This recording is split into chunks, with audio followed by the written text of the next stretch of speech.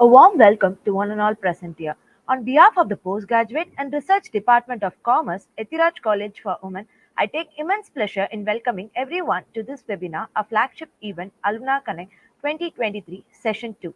I now call upon Ms. Rupini Devi of 2nd UG Self-Supporting to welcome our speaker and introduce her to the gathering. A warm welcome to Dr. Anbu Armugam, the speaker of our session 2. Dr. Anbu Armugam is a distinguished senior assistant professor and head of the Department of Public Administration at Government Arts College for Men, Chennai. She has been deputed from Annamalai University, Chidambaram, and has nearly 18 years of teaching and research experience. She completed her master's degree in public administration from the University of Madras and later went on to receive her PhD from the same university in 2016. After being awarded the prestigious University Grants Commission of India Junior Research Fellowship in 2006, Dr. Armugam is an seasoned educator who teaches both undergraduate and graduate courses in public administration and public policy.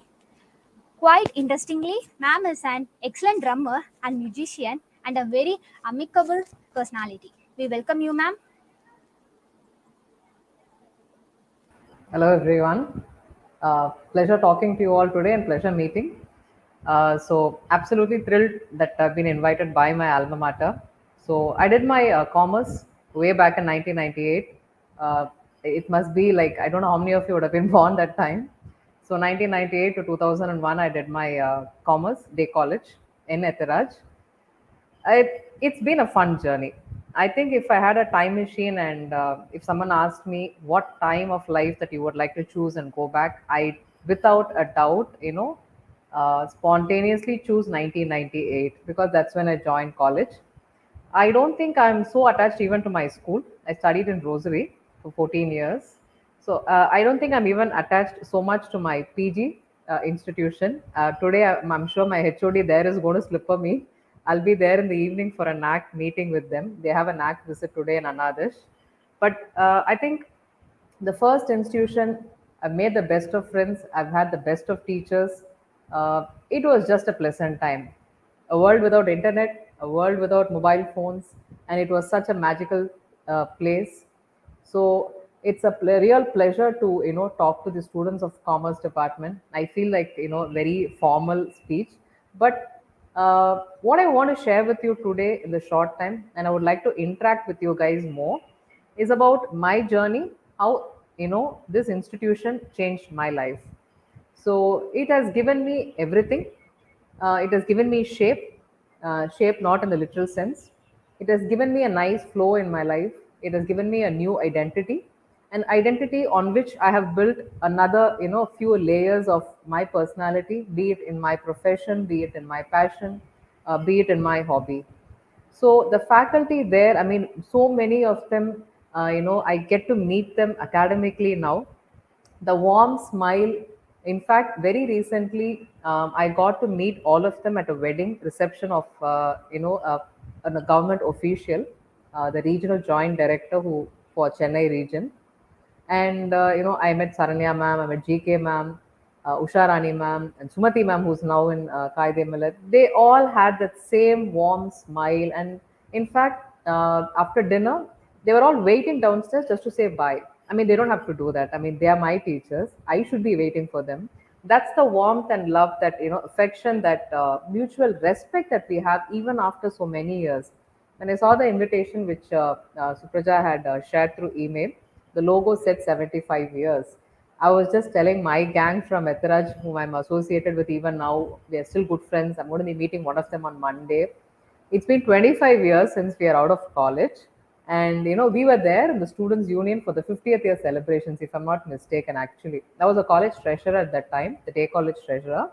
And so we were actually sitting on top. I think it was on the ground when the 50th year celebrations were happening. There was a big meeting planned, and we were all sitting in the science building. I think that used to be the science block, and we were sitting on top of the building and watching. The Union gang. The seven of us were sitting there. So just a flood of memories that rush back to your mind when small incidents, beautiful moments like this, prop up.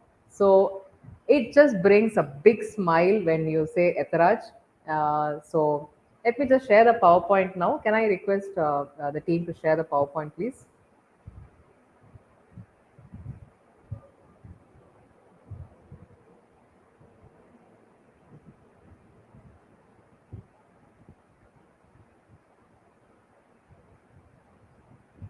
This is not a technical session. Let me assure you that much.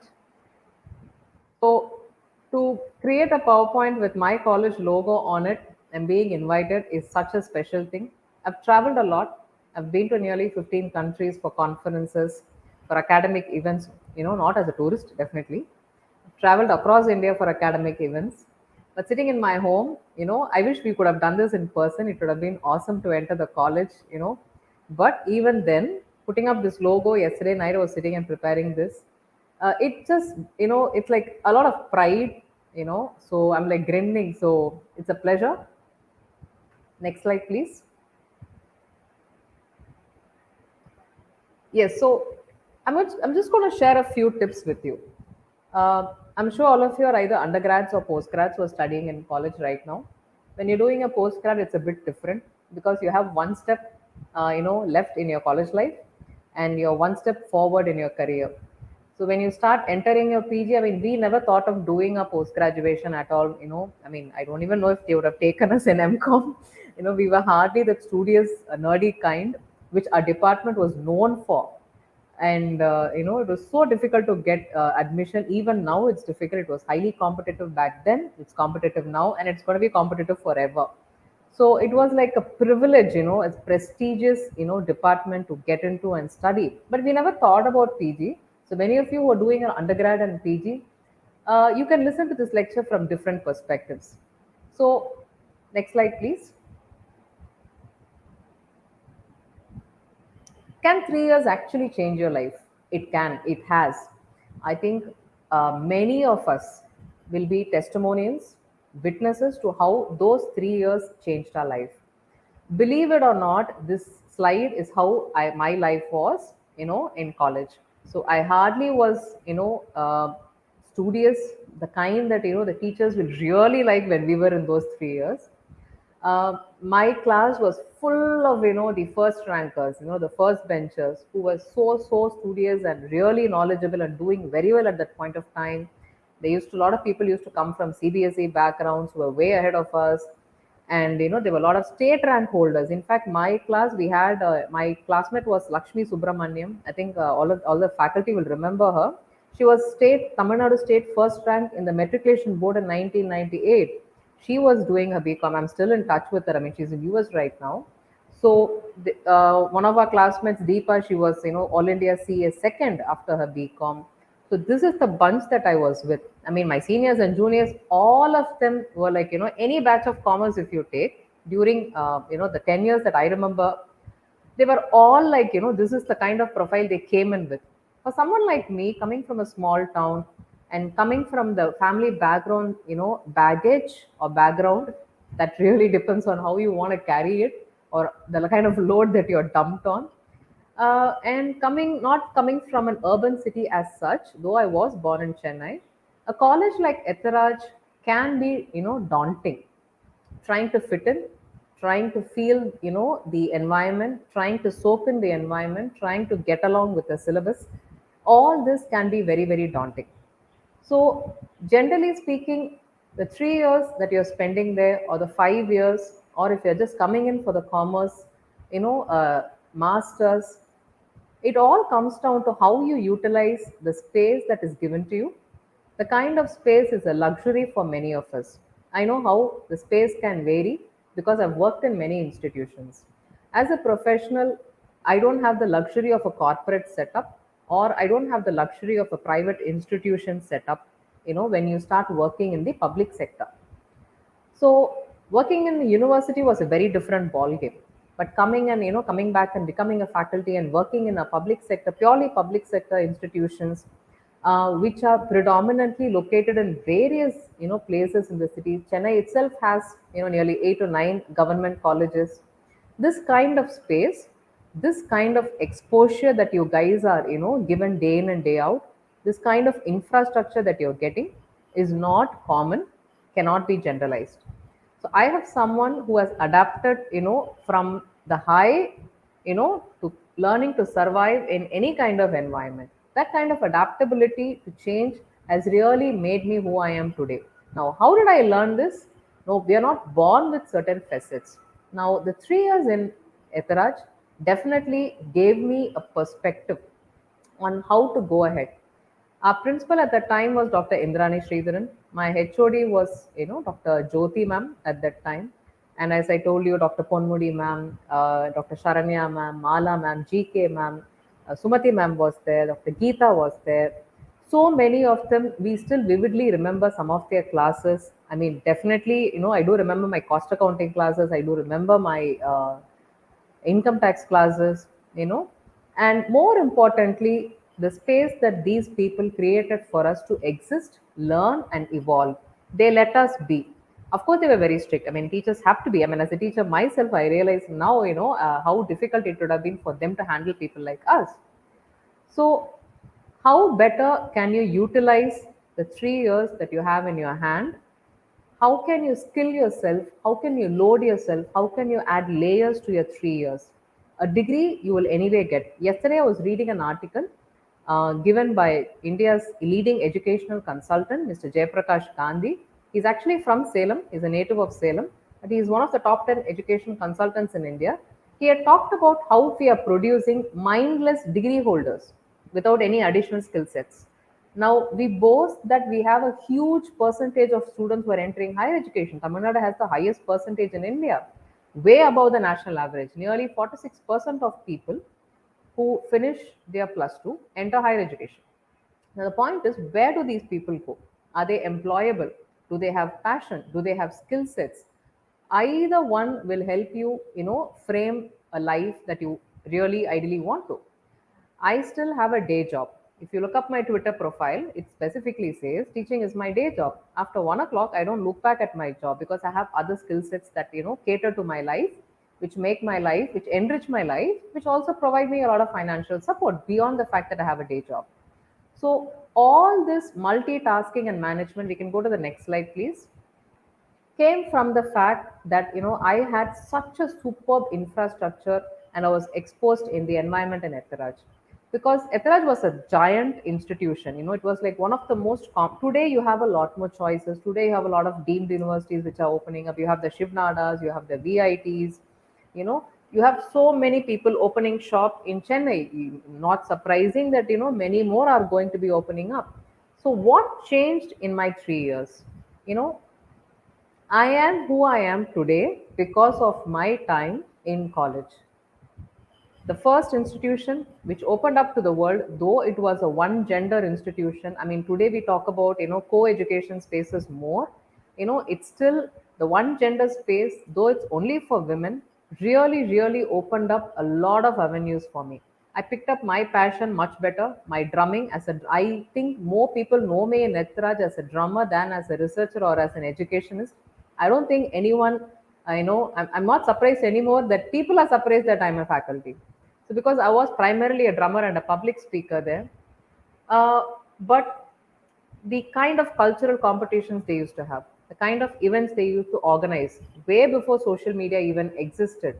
We used to go for all the culturals, as a student union member, and as a non-student union member, we went to all culturals. We won everywhere we went. That was no mean effort.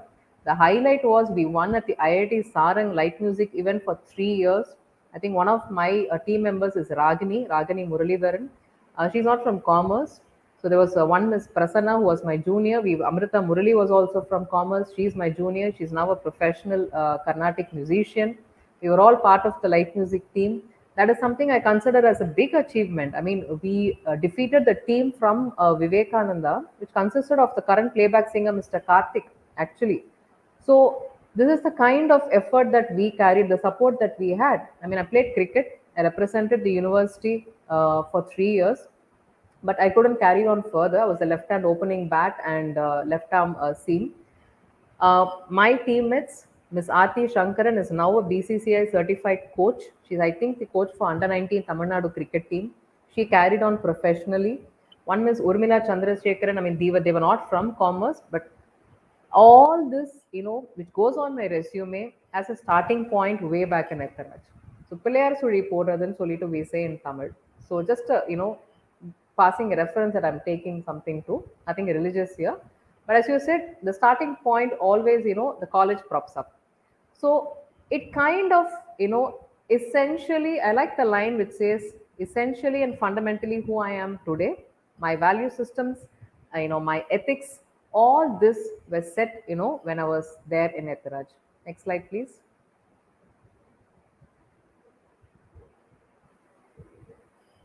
I think this is the last slide in the PPT. This is technically not a lecture type PPT. I just wanted to share a few thoughts. I want to throw a few thoughts into your mind. I like this quote which I wanted to share with you because this is what I'm doing. It doesn't matter if you have as much smartness as you need. It doesn't matter how much attitude you have. It doesn't matter how much knowledge that you've picked up.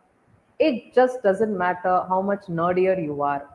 Your grades do not matter if you don't have the ability to change and adapt. I'm just going to, keep reinforcing this thought. This is the thought I'd like to leave with you. The ability to adapt and change is a pure mark of intelligence, specifically for this generation. Because I come from a transition generation. So we were, at the tail end of communication. Now we are facing automation. At the time I studied, this kind of communication would not have been possible at all. So, but still, we had thoughtful exchanges. We had much better exchanges. We had fun times too. So, today, where communication is chasing us, I mean, we are chasing communication. I mean, communication is traveling faster than light. It's very important that you pick up skill sets not only from your department, but you network with your faculty. Please don't underestimate your faculty. Don't think what they can contribute towards your life. You just don't know where you end up. You never know who you may meet in life, who you may become in life. The best thing about the department is the faculty. They are the backbone and strength. They've given so much to generations of students. So keep in touch with them, keep upskilling. That's the second thing that I'll tell kids of this generation. You have to make sure that you have parallel skills. You need to build layers on your identity. When one of the students was introducing, and she was like, the sudden smile in her face when she said, she's a drummer. Yes, it's exciting, but I don't drum in the recent times. I don't have time to drum. I don't have time to jam. It's something that I want to get back to. I have a big tattoo on my arm which has a drumstick and a musical symbol. That's where it stays so far. But it's my passion, yes. But the thing is, in my job, not only as a faculty, government institution, it may not sound fashionable. It may not sound like a very, competitive environment that I'm part of, but it is something that is, associated very well. I'm heading the department there right now. I'm really into my 19th year of teaching service, which is a long while. So, and another 15 years to go before I will retire. And what I've realized is, how can I keep pushing myself? Now, today, I'm one of the sought after mentors for competitive exam coaching in the city. A lot of kids, this is something which started by accident. This was not at all part of my plan. But as you can see on the slide, it is the ability to adapt, it is the ability to change and pick up the trend. So, something in my line, which I started off randomly as a guest lecture, turned into a full-time job for me. And now, if I want to quit my job and become a faculty and a mentor for UPSC and TNPSC and competitive exam coaching, I have a fair chance of surviving. But I wouldn't do that. But I'll keep the skill parallelly. Right after this lecture, I'll have to go and record a video for my government YouTube channel. Now, the last 3 years, starting 2020, I have worked really hard on that facet of my life. At mid 40s, nobody's going to question you. You're getting paid so well. Nobody wants to work any harder than they have to, because teachers are really well paid in India, much better than anywhere in the world. Some people think you get a lot of pay in US, but absolutely not. I've traveled to the US like for nearly 8 years now. Every year I go there for the public administration conference. I'm part of the PA community there. So I'm kind of invested in my field, but I'm also upskilling. So having a permanent job sounds really good. It's a luxury, mind you, given the change. but how do you parallelly develop your skill sets? So you should know and be aware of the technology in your field. You should know and be aware of the kind of level of automation that your job requires. You should try to adapt to the changes that your profession may require of you. More importantly, rather than chasing trends, you should pick up the trend and space that is available for you in any profession. So for me, being a drummer is passionate. I actually used to, play for a lot of bands. I used to work in a school teaching drums to kids. I think that phase was over. Now I think I'll be more interested in jamming and, just getting along with my friends. But when it comes to teaching, I also keep my research side very active. So I'm not just a typical public sector employee who goes to the college, signs the attendance, gets the job done, 3 hours of class, big, big purse full of money every month. And I mean, yeah, tomorrow we'll be getting a pay. I mean, day after tomorrow, No, definitely not. The kind of skill set that I have, been picking up has definitely not only loaded my resume, but it has helped me get a lot of contacts. I make sure that I network with people. I make sure I keep in touch with people. I make sure I know what's happening in my circle, in my field, in my institutions, where I work, where I'm working, where I may possibly work. So that's what is called as the ability to change. Let's go to the last slide.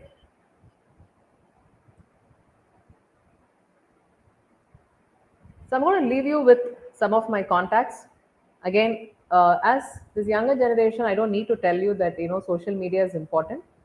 Social media can be for entertainment, can be for showcasing yourself, can also be to advertise yourself, can also be to create your profile.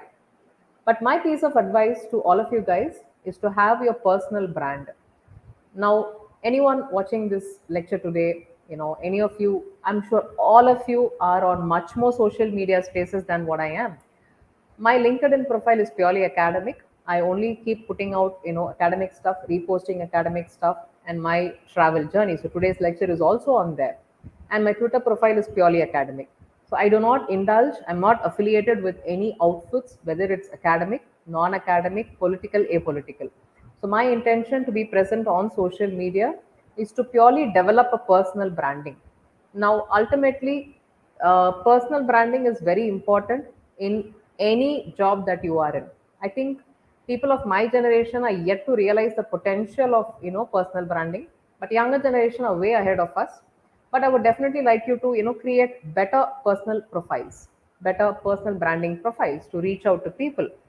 So I'm sure you guys are way ahead in that front. So if you want to reach out to me or follow me, you can use these details. We can finish the PowerPoint, please. So these are some of the thoughts I wanted to share with you. I didn't want to come out and prepare and give you a proper lecture, which I do every day. So there is no dearth in that. But my only thing, again, topping off what I shared with all of you today, no matter what profession you are in, never leave your passion. Okay. So for me, the drummer person comes first, the teacher person comes second. So Anni and Vikram Madri, you can have as many shades as you want. But today, you can't criticize a person for being multitasking or being a jack of all trades and master of none. But at the same time, you need to know what's your space. You need to know what you're good at, what you can learn, what you can adapt. These are three things that you can space out in your life. You guys are really, really young. You have a big life ahead of you. And you're starting off your undergrad career in one of the best institutions in India. Now that's a blessing. And in commerce department, you'll find this as one of the most organized, well-established departments across across India for sure. So I mean, we are all testaments to the kind of effort that the department has put in year after year. So for me personally, keep your passion, keep your profession, have a balance of your mental health, financial health, and your emotional health. So a perfect balance of all this and a perfect mix of all this can create a wonderful, flavorful life that you really aspire to have. So I think I'm going to stop there and let's make it more interactive. Thank you, ma'am, for enlightening and inspiring session. Ma'am, shall we move on to the question and answer session? Yeah. What are the qualities of good public administration, ma'am? Oh, I think it's a nice question. I'm not going to give you a cliched answer. Uh, any public administrator, I mean, recently, after starting as a faculty and mentor for Indian public service, so those who are aspiring to become officers in the government, we call them the UPSC aspirants. And those who want to work in Tamil Nadu state, we call them NPSC aspirants. So I've been a faculty for nearly 4 years now with the All India Civil Service Coaching Center in Tamil Nadu, which is run by Government of Tamil Nadu. I handle Indian Constitution, and I also go as a subject expert for public administration for mock interviews for candidates who are selected to go to Delhi, who are waiting for their final interviews in Delhi. So I've been doing that for 3 years now. So we had a recent meeting last week on Ramzan, on Eid, Saturday. I had a surprise call. We had a meeting with Dr. Irayan Busa, our chief secretary. He invited the faculty who've been doing very well for a get together. This was unheard of. I mean, I've been to the secretariat many times, but sitting in the conference hall with the government logo, and it was massive. It was really massive. It really kind of recognized the efforts that we put in. More importantly, the question that's asked on the screen, he is kind of the person that kind of exemplifies what a good public administrator should be. So, but ideally, integrity, that's for one. You have to be smart. It's not enough if you have ethics. You have to be smart, and you have to be updated with technology. Now, these are all latest qualities for a good administrator. But for me, beyond all this, the one quality that tops endurance, தமிழ்ல தாக்கு பிடிக்கிறதுன்னு சொல்லுவாங்க. Can you endure? If you watch the Batman series of movies, the villain guy, he'll actually come up and tell to Batman that, endure. There's one scene which comes, there's one frame where he uses that word. So public service, even I'm a public servant, it's all about how much can you take day in and day out. You're as good as you are today. Nobody wants to talk about your yesterday. Nobody cares about your tomorrow. You're as good as you are today, your performance. So endurance is one of the top qualities that you need to serve in public administration. Next question, please. What is the most challenging aspects of your role, ma'am? Oh my God.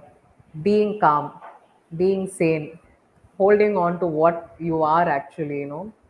I think I feel I am now rather than, before 1 o'clock, I was, putting on a robe, I'm an assistant professor, I'm a HOD, yeah, I have a meeting now. The challenging aspect in my current institution where I work in Nandanam is to handle the boys. It's an all boys institution. I've never worked in an all boys institution. I've never studied, obviously. So, it's very, very difficult to manage two things in a government institution: to manage students, kids who come from really marginalized backgrounds. They don't come from the kind of backgrounds that we are gifted with. So, how do you handle them? How do you treat them? That's very tough. It takes a lot of effort. Today, I had a guy who walked in. Tomorrow's the last day of the semester. So, we are finalizing the attendance and everything. I'm not going to name him. He's doing a second year BA Public Act. He apparently beats his parents. Okay, this is again hearsay. We don't know. I mean, how do you talk to that boy? He's 17. Okay, he's not yet turned 18. Now he wants and asks me to give attendance to him so that he can write the semester. He has hurt his mom. He has hurt his dad. He's on to substance abuse a little bit. How do you handle him? But he's so nice to me, so gentle to me. He is most respectable to me. So this is the challenge. You can't go by textbook method of handling people. People management is the most challenging aspect of my role. Next question. How do you prevent power from being misused, ma'am? There is a saying in administrative law. It's a subject that any law student will be studying. I'm sure many of you would be interested in going for law. And we also study that paper in public policy and in public administration. There is a saying that absolute power corrupts absolutely. It's a saying, and I think strict laws definitely can ensure. But I think today social media has become, the fourth pillar of government. A lot of, social media posts are being used to, create a space for justice.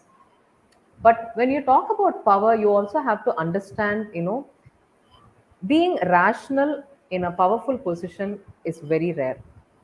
So I think those who are listening today and those who are organizing, including me, we are all in a space where we are, in a bubble. No, we know our space. We're very grounded. We know our environment. We call it spatial awareness. But someone sitting with so much of power, it could be a district collector, could be a faculty like me, could be a junior assistant working in a government. They all have their own basis of power, but they are not rational. Power for them is very organic. It stems from the fact that, yes, this is me. The very fact that, you're not supposed to take your service personal is something that's not practiced anymore. So power is synonymous with yourself, which actually is wrong. So very, very difficult in this generation. I mean, from Donald Trump to Erdogan in Turkey, to Xi Jinping in China, to Vladimir Putin in Russia, to nearby in Pakistan, nearby in Sri Lanka. Any given person, you see any Western democracy of course is a Western concept. It's not an Indian concept. It was imported, and like the George Soros, which was trending a lot more. Everybody you can see has misused power or is misusing power, probably abusing power, or they are like amassing power. So it's a very difficult phase in the world right now because power means everything. I mean, why would any one of you say no to have, an extra baggage of power? You'd love it. If you can walk into a meeting and everybody's going to stand up and say good morning in a government institution, if they don't wish you properly, there are teachers who reduce internal marks. Just because, அவன் என்ன சரியாவே பார்க்கல. That's power being misused. So very tough. Again, as I told you, endurance. Next question, please. Can you tell us your UPSC experience, ma'am? This is something that I'm going to catch on. I'm so thankful whoever asked this question. For me personally, and I've shared this with Dr. Erayanba sir, who has been so gracious to appreciate the fact that I'm doing well as a faculty. But see, I'm in my mid 40s. I myself was a UPSC aspirant.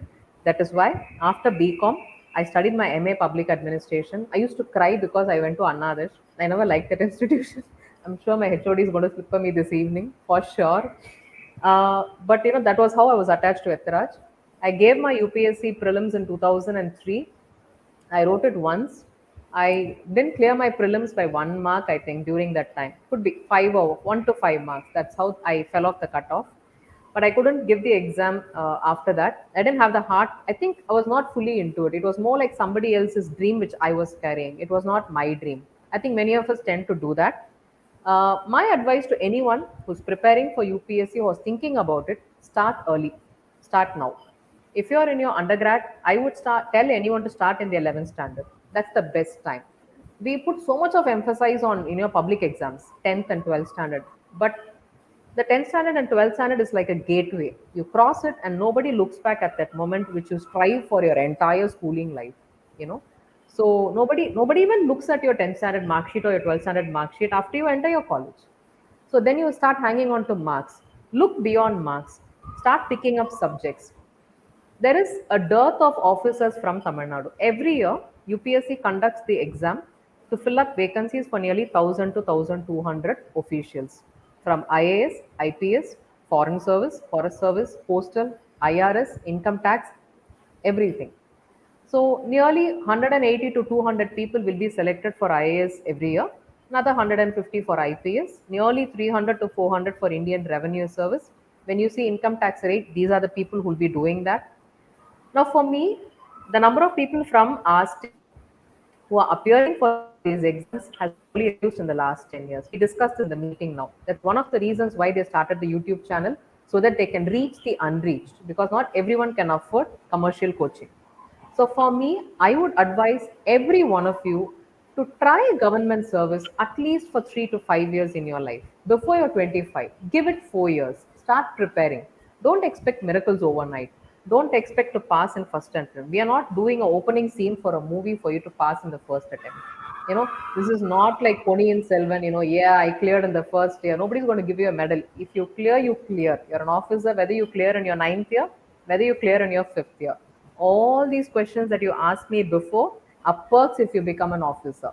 So I'm so happy to be a mentor. If any one of you are willing to, wanting to know about the journey and, who are having that idea and want to enter the journey of a government service, I want to enter government service either at the state level or at the government level, please do reach out to me. I'd be very happy to set up a meeting with you guys. I'm not doing it commercially. And we give out strategies to people, 12-month strategy, 2 year strategy on how to prepare. I'm more a mentor. I especially teach politics, constitution, so I'd love to do that. So my advice to all of you, definitely give it 3 to 4 years. No harm, because your syllabus is basically you'll be studying a degree, you'll be good in accounts, you'll be good in maths, you'll be good in stats, which are all papers that you'll be studying. Most competitive exams have 5 core areas: economics, geography, history, uh, logical reasoning, which you guys, since you have a good language command, you'll be good at, and a bit of statistics, then Indian polity, economy, science, and technology. All these books, the first books that we start students who are beginning their journey is NCRT textbooks from 6th standard to 12th standard. So you have to go back to your school books to prepare for any government exam, whether at the state level or at the center level. So definitely you should give out 3 to 4 years, and then if it's okay, at least you'll be happy that you tried. Because if not you, who do you think is going to enter government service? Next question, please. What made you choose public administration, ma'am? All fate. I didn't choose. It was my parents' dream, but that's what's paying me so well today. So I have no regrets. My choice was commerce. My undergrad was my choice. I wanted to do my master of social work actually, but my parents insisted. Specifically, my mom. She's no more. Wherever she is, I'm sure I'm still cursing her on that. So they were very adamant that I study public art because Irayanba sir, who was the district collector when I was studying college, he was the Kanjipuram district collector at that time for 3 years. So he was very close to my father, who was then the district secretary of Kanjipuram. And my father used to mention me, and he said, "Kandipa public ad padika solunga, kodanda nalla officer aiduvan." Apparently, whatever he said, there is no witness to that. So my parents forced me to join this course. So I was such a disinterested student in those 2 years, but I did get my gold medal.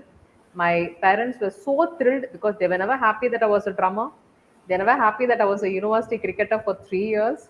They were never happy because I used to bring so many shields and medals. I have like a huge truckload of medals from 3 years of college.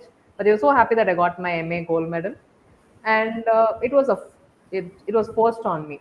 But something which I don't regret because it's really paying me very well. Next question, please.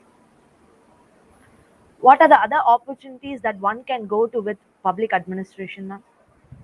Yeah, today you have an MA Public Policy course in MOP Vaishnav, one of the first city private colleges who have diversified from the traditional arts and science streams. Public administration comes part of the stream that is called as social sciences. You have arts, fine arts, liberal arts, humanities, management, sciences, and you have social sciences. So public administration comes under the stream that is called as social sciences. So, public policy, public affairs, public administration, these are the streams that are very, very popular in the city right now. In fact, you'll be surprised to know Vellore Institute of Technology, Chennai campus has a course in our subject. Shivnada University, which has a campus apart from Delhi in Chennai, in their SSN college campus, they've opened a separate Shivnadar University campus. They have our department. MOP Vaishnav, I think, is headed. I've been there for a couple of lectures now. They have a public policy department. Of course, Etaraj has, my good friend Nitya is heading the human rights department. That's the one course which, social sciences they have. I'll advise the college management to blindly go for, starting a MA course in public art if you want to train your own students, or you can go for a BA public art. You don't even have to go for an MA public art. You can tie up with an institute and offer them. You can definitely become a faculty. Today, we don't have enough PhD qualified, UGC qualified students who have studied public art to teach all these courses. You have Savita, you have Chettinad University, MGR University, Tech University. All these universities have public administration or political science. I'm surprised because tomorrow, if I want to quit, I have a truckload of universities where I can go and end up. Central universities such as Gandhigram, Mother Teresa University here, Pondicherry University, Rajiv Gandhi Institute of National Development, all these places are your possible places for employment. You can become a policy analyst. Now you can work with the government as a public policy analyst. Only students who study this particular stream can be, working as an analyst. You can work as a tax analyst. You can work as a budget analyst.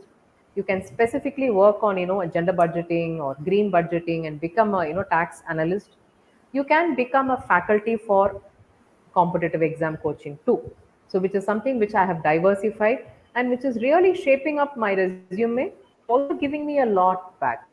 So, this is something that you can do once you finish public administration. You can also work in schools. You can teach social science in schools.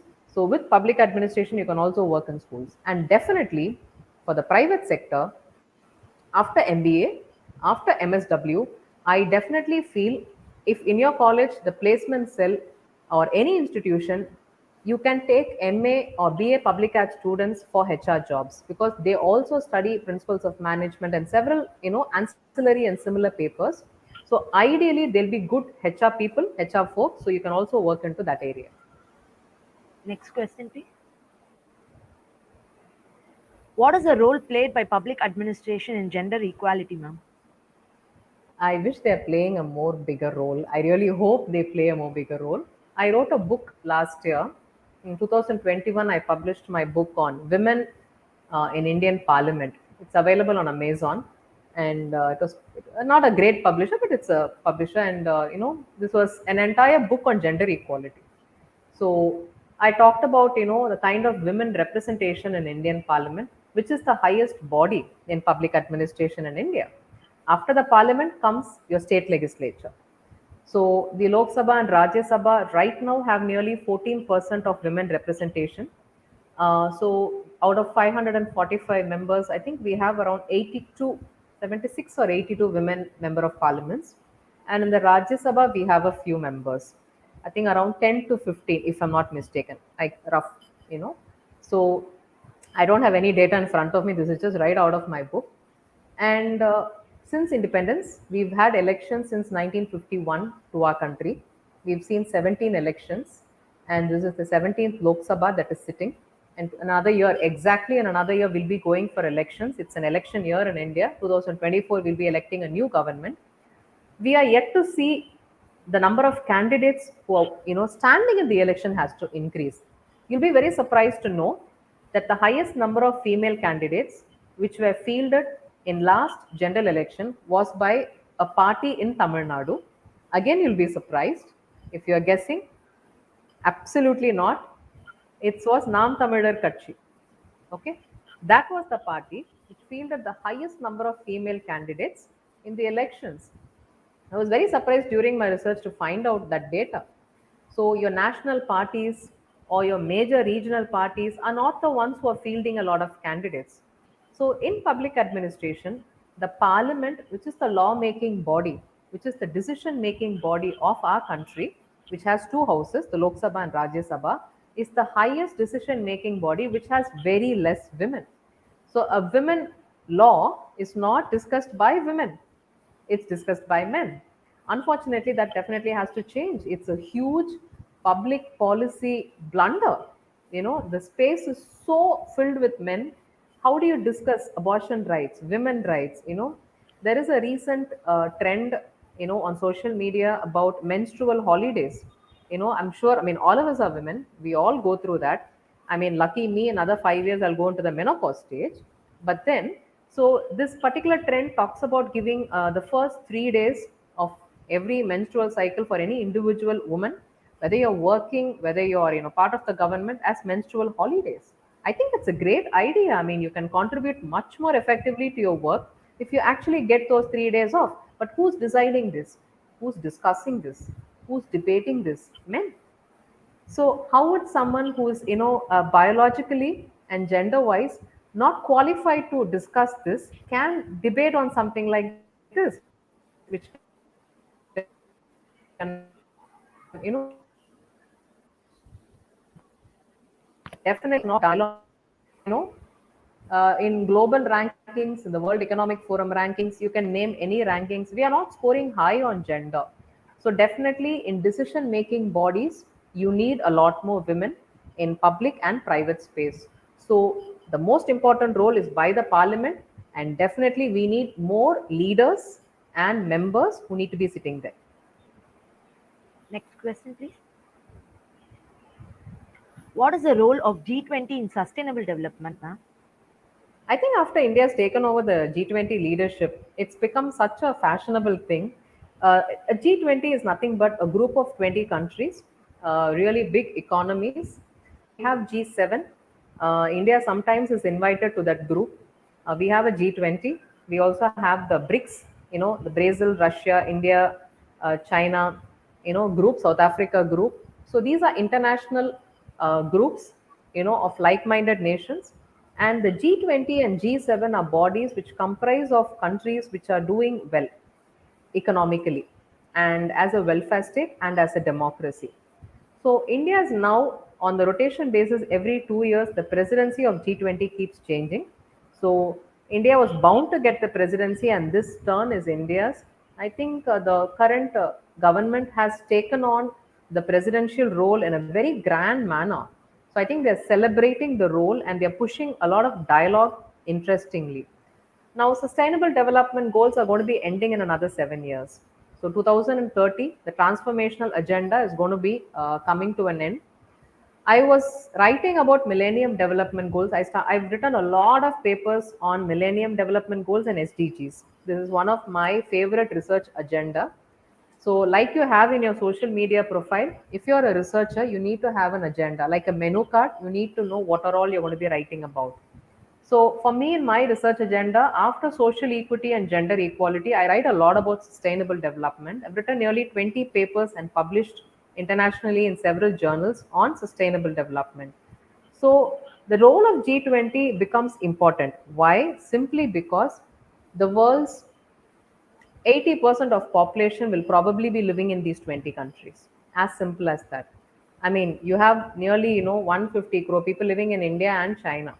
Out of the 700 odd, crore people in the world, you have nearly 40% in these two countries. Now, if you take G20, so nearly 80 to 90% of the entire population is going to be locked within this space. So these are the drivers of policy. So they can decide, they have the audacity to take on the leadership role, whether it is to reduce pollution, whether it is to create a space for gender. If you see the G17 goals of sustainable development, it's very holistic. They talk about everything from animals to space underwater, life underwater also.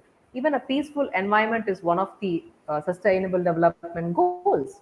And no hunger, no poverty, all these are goals. If you want to start and give a national, international level goal, if you want convergence, if you really ultimately want change, this group of countries has a lot of wherewithal to give direction to move towards sustainability. Next question, please. What are the challenges in teaching Gen Z, ma'am? I don't think you can teach anyone. I think that's the best question of today. I'm going to give it to you guys. So, as a teacher,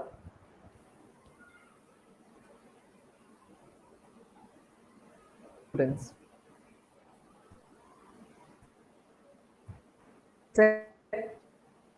interesting. They're looking for something exciting. Even a video of 10 minutes, someone, if it's not interesting, they're not going to watch. If your lecture is boring, no one is going to come to your class. So today, as faculty, I have to improvise in my class. I have to talk about daily happenings in my class. I can't simply bring a textbook and talk about administrative law, talk about delegated legislation. I can't simply bring a textbook into my class and talk about constitution and expect the students, like stuck like gum to the chair and take notes like machines. It's not possible because a lot of faculty have not transitioned into my space, the space that I have transitioned. My classrooms are very lively. So for us, there are 70 boys in one class, 18-year-olds who have nothing in their hand except mobiles, which is their world. To bring them out of that, instrument is like the biggest challenge for me. But to also to tell them that life is much more than, a small instrument which gives you entertainment. For me, the problem is, to tell the Gen Z kids, come on, you can create. You don't have to simply use technology. Why aren't you creating technology? India is lagging behind in creators. We are only consumers. We are using what's there. Any company wants to come up here and put up shop because we are the best consumers in the world. WhatsApp, social media, Snapchat, Twitter, anything that you bring it up, Instagram, people want to sell it here. But why aren't we creating better spaces? So for me, the challenge for Gen Z as a faculty is to entertain them and to keep them focused. Next question, please. Can you tell us your favorite moments in our college, ma'am? Hmm. Okay, too many. Drumming, definitely. Sitting on that stage in that auditorium, the auditorium looks very different now with the audio console and all. It was not like that when we were there. Setting up the drum kit, whether it was raining, whether it was the summer, bringing the kit in my two-wheeler. இப்போ நீங்கள் பார்க்குற பால்கார மாதிரி I used to pack up my drum kit around my two-wheeler, bring it up, set it up on stage, jamming with my friends. The whole auditorium, which you now see, which used to be filled with students, 1,500 women sitting there and screaming my name. That was my favorite moment in college. I used to put my drumsticks in my back pocket in my jean. That's my most favorite thing. Most people who remember me with my drumsticks in my pocket. I never used to have anything. I mean, of course, we never had phones. So now you guys have phones. So, and I used to like take it up and walk up those 4, 5 steps to the stage. And the moment I used to go up on stage, people were screaming. I've had letters written in blood by girls during that time. I don't have them. I've had people crying because I was finishing college. I had people who tried to commit suicide because I was leaving college. This is a fact. I'm sure all teachers who are there will vouch for it, especially our staff advisors. My gang from BCom, there were 5 of them. They used to protect me from all these girls. So that was how extreme it was. I wish there was social media at that time. We would have recorded all these fun moments. It would have stayed forever online, but it has stayed in our memories. So drumming on stage, bringing that momentum and life to that entire stage with that instrument is one of my favorite moments in college. The second one, taking oath as the student treasurer after the election. It was fun doing that, and the investiture ceremony and taking oath and organizing Srishti, Maitri, and Aram was fun. I think those are the 4 favorites.